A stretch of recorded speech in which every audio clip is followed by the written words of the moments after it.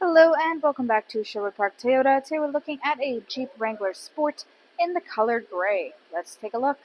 Starting up front, underneath the hood, you will find a 3.6-liter V6 engine, automatic transmission, gets up to 285 horsepower, 260 pound-foot of torque, towing capacity up to 2,000 pounds. Up front, you've got your daytime running lights, your headlamps, and of course fog lights down below. You've also got front towing hooks there too. Onto the side here, we have black 17-inch alloy wheels. On both sides of the front end, you'll also find your Jeep and Wrangler Sport decals and plaque. You've got the antenna running the whole side up on your passenger side. Then, as you move back, you'll find all of your rear windows come with factory tinting. Approaching the back of the unit here, on the wheel hold here is actually where you'll be able to find your backup camera. Down below you have your hitch receiver as well as another towing hook to the left-hand side. To open up your rear space here, go down on the driver's side. You'll find a little handle. Reach and release this guy to open up the bottom portion. And from there, you can reach upwards to this little handhold underneath the rear windshield wiper and lift the glass panel up. Now you have a full access to this space. If you're just trying to get quick access for, say, loading in some groceries, you can just open that bottom space and you get access inside without needing all the way up. Now, looking inside for the second row seat, which is in here, it is a single bench style, which means you can pull on this handle to release it to go downwards if you want to just have a large cargo storage space throughout the back. There is also a bag that comes included with this, which you can use for some of the additional accessories. On the left-hand side, you'll find the interior lighting as well as a 12-volt adapter, and there are a couple of cargo tie-down hooks throughout this for better securing any goods that you have in the back. There is additionally more storage space underneath of this false floor here, and then you're able to take off this little front panel part in order to access the toolkit that you need for your spare.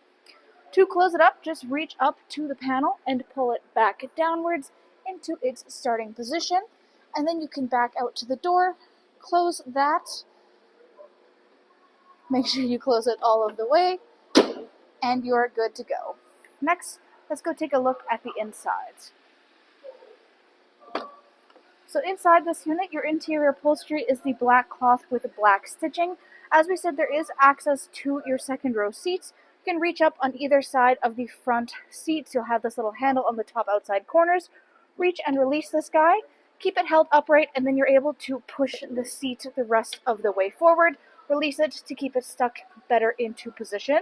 Now you have easy access going forward. The seat can scoot up a little bit higher to get a little bit of more ease inside here, but we can take a quick look at the rear seats. There are some cup holder spaces down below for them, and there is interior lighting up top. Now, first off, taking a look inside the door, there's not too much to see. You've got your handle here, storage netting down below, and then a manual roll-down window control. One of these is on both sides inside here. On the left-hand side is where you have your adjustments for headlights and interior lighting, as well as your dash display. Many vehicles have their hood release latch down in the bottom left-hand corner space somewhere, but if you're unfamiliar with these units, you simply release the latches that are on the top outside corner of the hood itself. One is on each side here, and then that will give you access inside. Aside from that, manually adjustable controls for the seat itself. You have lumbar support, control for the seat raising up and down, this little strap on the side in order to adjust the pitch of your seat, and then down below is the bar for moving the seat back and forth. Taking a look at the steering wheel itself here, left-hand side controls there are for the dash display. You also have hands-free communication.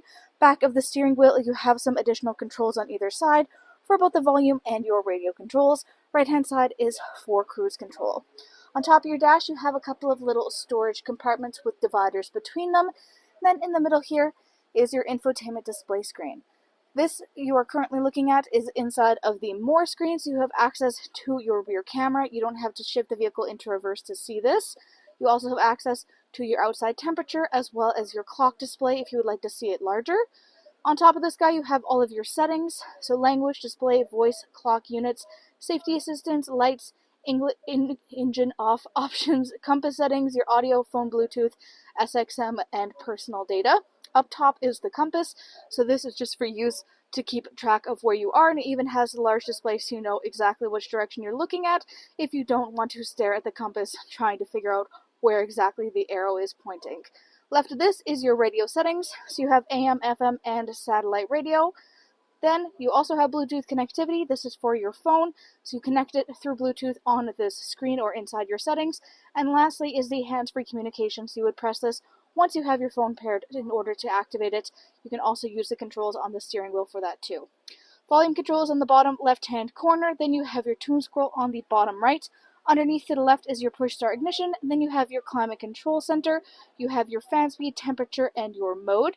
You also have trailer controls, traction control, automatic on-off, and your four-ways.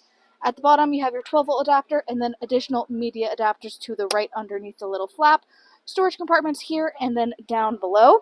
Then you have your two-wheel for high, for low, and neutral. You have the automatic gear shift.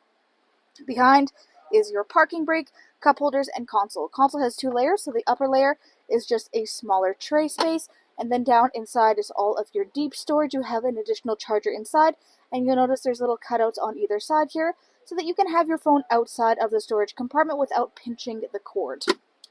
Right hand side, you have the Wrangler branded handhold and a lockable glove box, and then overhead you see some of the adjustments for the roof itself.